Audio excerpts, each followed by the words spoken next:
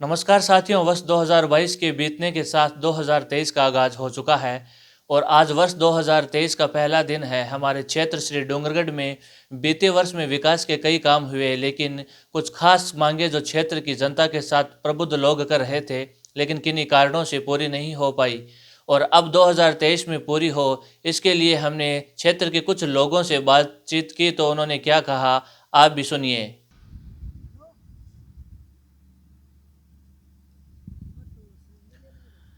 श्री डूंगरगढ़ क्षेत्र की जनता नव वर्ष 2023 के सभी को हार्दिक बधाई और शुभकामना देते हुए आशा करती है राजस्थान सरकार से, केंद्र सरकार से कि श्री डूंगरगढ़ में ट्रॉमा सेंटर बने, अति आवश्यक है। श्री डूंगरगढ़ में विद्यासल रोड पे रेलवे लाइन पे ओवर ब्रिज बने, श्री डूंगरगढ़ में घोमचक्र पे बस स्टैंड बने। ये तीनों बहुत ही महत्वपूर्ण जरूरी काम है। ये राजस्थान सरकार और केंद्र सरकार से क्षेत्र की जनता आशा करती है, विश्वास है कि ये काम सरकार करवाएगी। धन्यवाद। कस्बे डूंगरगढ़ का जहाँ तक सवाल है, बहुत सी बातें हैं जो 2022 तक हो जानी चाहिए थी और राजनेताओं का भी निरंतर आश्वासन, घोषणाएं होती रही है विकास के मसले में। पूर्व घोषणा के अनुसार ड्रेनेज की बात सबसे बड़ी समस्या जो है कस्बे की रही है और इसके लिए प्रयास हुए, लेकिन वो नगण्य रहे, क्योंकि जिस प्रयास के हिसाब से इसकी योजना होनी चाहिए थी वो नहीं हो पाई। जब तक कस्बा कटोरीनुमा बसा हुआ है और ये कस्बे में जो पानी या गंदा पानी इकट्ठा हो रहा है, वो पानी जब तक कस्बे से 2-3 किलोमीटर दूर नहीं जा पाएगा तब तक इसका कोई समाधान नहीं है। तो इसके लिए सबसे बड़ी समस्या ये है। दूसरी बड़ी बात यह कि तहसील में निरंतर पानी जो नीचे जा रहा है और आने वाले समय में कस्बा भी इससे कोई अलग नहीं रह पाएगा, वो भी उस स्थिति में हो सकता है। इसलिए पेयजल की जहाँ तक बात है, निरंतर नेता लोग कहते रहे हैं और पिछली बार घोषणा भी हुई थी कि लोनकंड तहसील से पानी कस्बे में लाया जाएगा, पेयजल की जहाँ तक बात है, और वो नहीं हो पाया। कस्बे में यद्यपि 2 महाविद्यालय सरकारी हो खुल चुके हैं, लड़कों का जो अब पीजी कॉलेज भी हो गया, वो उसकी भवन का फर्नीचर की स्टाफ की व्यवस्था न के समान है और उसकी बिल्डिंग की बात अभी तक कोई हो नहीं रही है, जबकि उससे जिले के इससे छोटी तहसीलों में भी गवर्नमेंट ने कॉलेज, सरकारी कॉलेजों के लिए बिल्डिंग के बढ़ाने की घोषणा कर दी और बिल्डिंगें बन रही है, लेकिन कस्बा इससे वंचित रहा। और ये सबसे बहुत ज़रूरी है, क्योंकि वर्तमान में जो पीजी कॉलेज के नाम से जो गवर्नमेंट का कॉलेज है, उसमें अगर सारे बच्चे उस परिसर में खड़े भी हो तो वो नहीं हो पाएंगे, इतनी कम जगह है। तीसरी बात यह कि यद्यपि अच्छी बात है कि गर्ल्स कॉलेज की बिल्डिंग बन रही है, लेकिन उसकी रफ्तार तेज़ नहीं है और वो अगर रफ्तार से काम नहीं होगा तो लगता नहीं है कि नए सत्र में कॉलेज की बिल्डिंग पूरी हो जाएगी। तो ये सब बातें 2023 की है, जो महती आवश्यकता है आम जन से जुड़ी हुई है। पहले पिछले 2-3 वर्ष पहले तक पेयजल कस्बे को रोजाना पानी मिलता था और अब एक दिन छोड़ के एक दिन मिलता है, और वो भी कस्बे में कई ऊंचाई का जो क्षेत्र है जहाँ बस्ती है वहाँ पर्याप्त पानी नहीं है। जबकि ऐसा सुनने में आया कि बड़ा बजट पेयजल व्यवस्था के लिए डूंगरगढ़ को मिला। कितना खर्च हुआ, कितनी व्यवस्था हुई, ये एक अलग मसला है, लेकिन ये तो सत्य है कि 2022 में कस्बे के ऊंचाई वाले इलाके में पानी की पर्याप्त व्यवस्था नियमित रूप से नहीं है। और वैसे तो जहाँ आबादी होगी, जहाँ शहर होगा, कस्बा होगा, उसकी आवश्यकताएं आबादी के हिसाब से निरंतर बढ़ती रहती है, वो बढ़ती रहेगी। तो इसलिए ये अनवरत आवश्यकताएं हर साल हम जब दिसंबर तक की बात करेंगे तो नई आवश्यकताएं निश्चित रूप से सामने आएगी। नया वर्ष आपको, कस्बे वासियों को शुभ हो और हम ऐसी आशा रखते हैं कि कारण कोरोना का जो आने वाला संकट है उससे हम बचें, उसके लिए हम सतर्क रहें और कस्बेवासी स्वस्थ रहे, इसी शुभकामनाओं के साथ। तहसील व डूंगरगढ़ शहर के वासियों को आगामी नव वर्ष की शुभकामनाएं देता हूं और हमारी ये शुभकामना रहेगी कि आने वाला वर्ष सबके लिए शुभ हो, सबके लिए शांतिमय हो और जिस तरह से हम अभी सुन रहे हैं कि कोरोना जैसी भयंकर बीमारी आने वाली है उसके प्रति भी सभी लोग सचेत हैं। दूसरा, जहाँ तक तहसील और शहर के विकास की बात है, शिक्षा, स्वास्थ्य, सड़क, बिजली, पानी की घोषणाएं तो बहुत हुई हैं पिछले दिनों में, मगर उनकी पूर्ति होनी चाहिए और जो जनप्रतिनिधि हैं और जो प्रशासन है उसको भी आने वाले साल में जागरूकता से काम करें।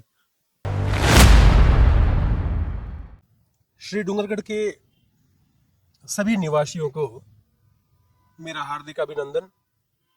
नववर्ष आ गया है और नववर्ष में हमारे समक्ष बहुत सारी नई संकल्पनाएं रहनी चाहिए और उम्मीद करते हैं कि ये वर्ष समूचे श्री डूंगरगढ़ तहसील के लिए अच्छा ही रहेगा।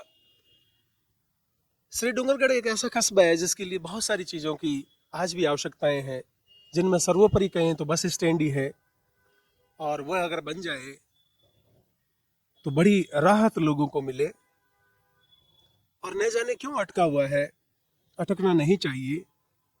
पर सबसे बड़ी बात तो ये कि हमारे यहाँ के लोग सीधे बहुत हैं और सीधे होने के कारण से कोई अनायास और अपने आप ही कोई चीज़ बनती है तो बनती है, वरना किसी चीज़ के लिए आंदोलन जैसा हमारे यहाँ हो नहीं पाता। और कभी हुआ आंदोलन श्री डूंगरगढ़ को बीकानेर में मिलाने के लिए, बीकानेर जिले का हिस्सा बनने के लिए यहाँ आंदोलन हुआ और कुछ वर्ष चला और सफल अनुमिति तक पहुंचा और आज श्री डूंगरगढ़ उसके कारण से बीकानेर का हिस्सा है, कभी चूरू का था। तो इसी तरह से श्री डूंगरगढ़ की 4-5 अहम आवश्यकताएं हैं, समस्या नहीं कह सकते। जैसे ट्रॉमा सेंटर है, यहाँ की बहुत बड़ी आवश्यकता है। अगर जगह मिल जाए, माकूल जगह हो, तो भामाशाह भी श्री डूंगरगढ़ के प्रभु कृपा से बहुत अच्छे हैं और वो बना करके दे सकते हैं।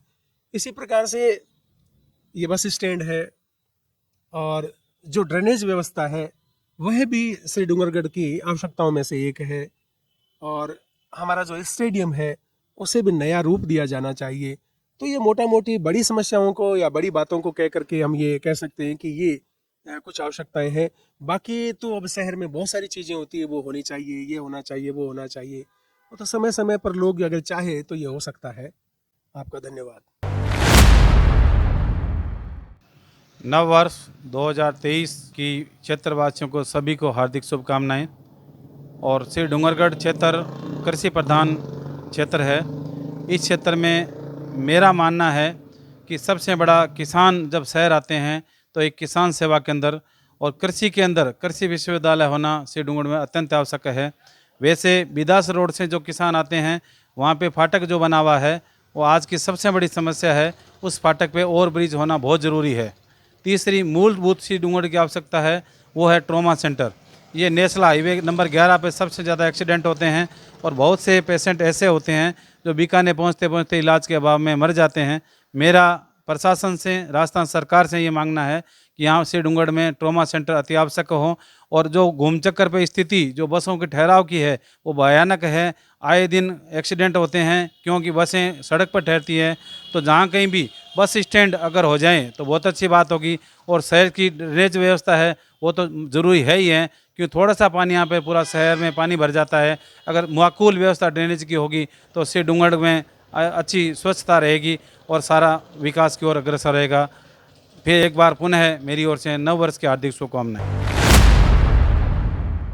नव वर्ष की श्री डूंगरगढ़ वासियों को बहुत बहुत हार्दिक शुभकामना और 2023 भगवान सभी को अच्छी तरह रखे। और श्री डूंगरगढ़ में जो मूलभूत समस्या है वो 2023 में ज़्यादा से ज़्यादा हल कराने के लिए पूरा प्रयास हम सब मिलकर करेंगे, जिसमें हमारी मुख्य मांग और मुख्य हमारी समस्या जो श्री डूंगरगढ़ की है वो है और ब्रिज न बनने की वजह से बहुत ही लोगों को समस्याओं का सामना करना पड़ रहा है, जो बिदासर रोड पर और ब्रिज बनना अति आवश्यक है।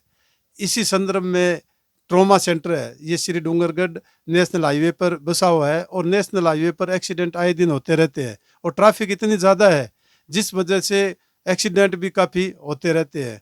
और डूंगरगढ़ से श्री डूंगरगढ़ से बीकानेर जाने के लिए काफ़ी टाइम लगता है और जो इलाज के अभाव में कई युवाओं की जाने जा चुकी है और ऐसी बहुत ही सारी दिक्कतें हैं जिसकी वजह से ट्रॉमा सेंटर न होने की वजह से लोगों को परेशानी हो रही है। इसलिए 2023 में ट्रॉमा सेंटर होना अति आवश्यक है। वैसे शहर की ड्रेनेज व्यवस्था है, ड्रेनेज व्यवस्था के लिए हमारे नगर पालिका ने कार्रवाई आगे कर रखी है, लेकिन सरकार का पूरा सहयोग नहीं मिल रहा है, इसलिए वो अभी तक पेंडिंग में है। लेकिन फिर भी हम पूरा प्रयास करेंगे कि आगे 2023 में इसमें हम सफल हो और श्री डूंगरगढ़ की पूरी जो ड्रेनेज व्यवस्था है वो सुचारू रूप से चालू हो और शहरवासियों को स्वस्थ वातावरण मिले और इस गंदे पानी से निजात मिले। इसी तरीके से ही अपने जो स्वास्थ्य व्यवस्था है, चिकित्सा व्यवस्था है, उस पर आगे ध्यान करके और पूरा का पूरा इसमें परिवर्तन करेंगे और इसमें नया संचार करेंगे। एक पट्टा वितरण भी ऐसी व्यवस्था है जिसके अंतर्गत नगर पालिका द्वारा काफ़ी पट्टे दिए गए हैं, लेकिन श्री डूंगरगढ़ शहर में पिछले 30 सालों से कोई पट्टे वितरण नहीं हुए, इसलिए काफ़ी संख्या में अभी तक लोग वंचित है। उसमें कई सरकारी दिक्कतें भी आ रही है जिसको ज़्यादा से ज़्यादा राज्य सरकार ने उसमें सहयोग करना चाहिए। जैसे आबादी बसे हुए 25-30 साल हो गए, उसमें लगभग 80% से 90% तक लोग बसे हुए, लेकिन उस भूमि को सरकारी नुमाइंदों द्वारा उस पर लिखा जाता है कि बीड़ भूमि है, वन भूमि है या सरकारी आरक्षित भूमि है। उस वजह से आम नागरिकों को इसमें दिक्कत हो रही है पट्टा बनाने में, जबकि लोगों को 30-30 साल बसे हुए हो गए, पानी बिजली के उनके कनेक्शन है और पक्की सड़कें बनी हुई है और घनी आबादी बसी हुई है, फिर भी उसमें पट्टे नहीं जारी हो रहे हैं और उसमें प्रशासन सहयोग नहीं करे। प्रशासन यदि चाहे तो उस भूमि के बदले यदि नगर पालिका के पास जो अलग भूमि है वो भूमि देकर और इस भूमि को नगर पालिका की आबादी भूमि घोषित कर और इन लोगों को पट्टा दिया जाए, क्योंकि शहर के चारों तरफ ऐसे बस्ती बसी हुई है जो बहुत ही ज़्यादा संख्या में है और गरीब मजदूर किसान वर्ग के लोग बसे हुए हैं, तो उनको अति आवश्यक है इस चीज़ की कि उनके पट्टे जारी हो और उनका जो मालिकाना हक मिले।